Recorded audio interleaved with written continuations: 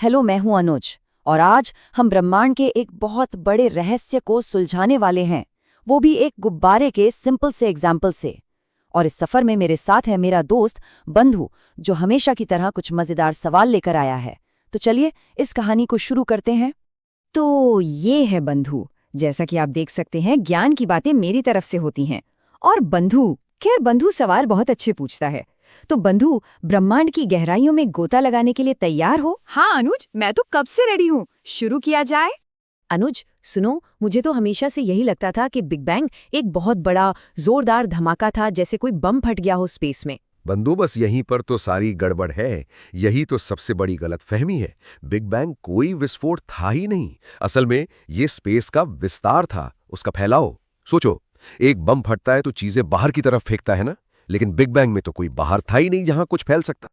एक मिनट अनुज, यहाँ मैं थोड़ा कंफ्यूज हो गया। अगर ये धमाका नहीं था तो फिर आखिर था क्या? बहुत अच्छा सवाल है। देखो, बिग बैंग में सब कुछ यानी समय, जगह, पदार्थ सब एक साथ फैलना शुरू हुआ। ये ऐसा नहीं था कि किसी खाली जगह में कुछ फटा हो, बल्कि वो जगह खुद ही बन रही थी और फैल रही थी। चलो इसे एक बहुत ही आसान तरीके से समझते हैं। इसे समझने का जो सबसे अच्छा तरीका है ना, वो है एक गुब्बारे का उदाहरण। इससे ये पूरी कॉम्प्लेक्स बात एकदम क्रिस्टल क्लियर हो जाएगी। अब जरा ध्यान से सुनना बंधु। देखो, मान लो हमारे पास एक बिना फूला हुआ गुब्बारा है। अब उसकी सतह पर पेन से कुछ डॉट्स बना दो।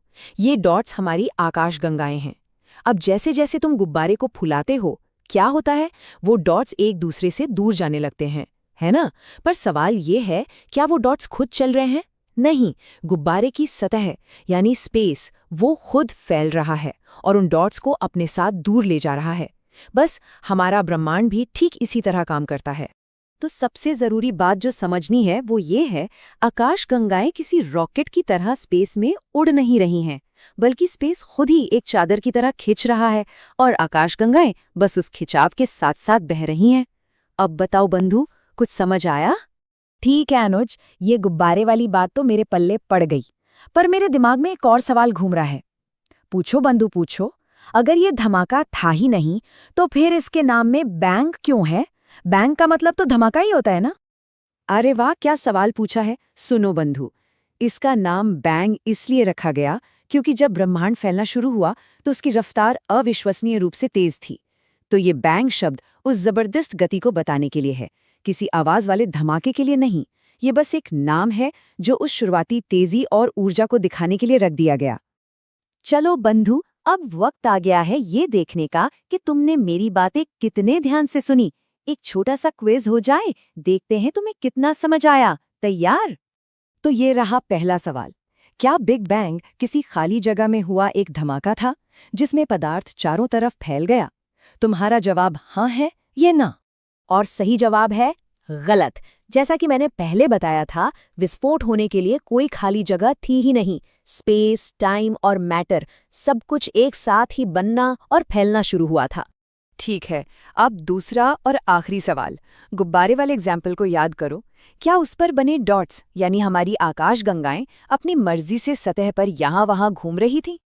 नहीं, बिल्कुल नहीं। इसका जवाब भी है गलत। डॉट्स अपनी जगह पर ही थे, बस गुब्बारे की सतह यानी हमारा स्पेस खिंच रहा था, जिसकी वजह से उनके बीच की दूरी बढ़ रही थी। लगता है बंधु, तुम अब ये कॉन्सेप्ट पूरी तरह समझ गए हो। तो अगली बार जब कोई बिग बैंग के बारे में बात करें, तो दिमाग में एक धमाके की तस्वीर नहीं, बल्कि एक फैलते हुए गुब्बारे की तस्वीर लाना। उम्मीद है कि ब्रह्मांड को लेकर ये जो एक आम गलतफहमी है, वो अब दूर हो गई होगी।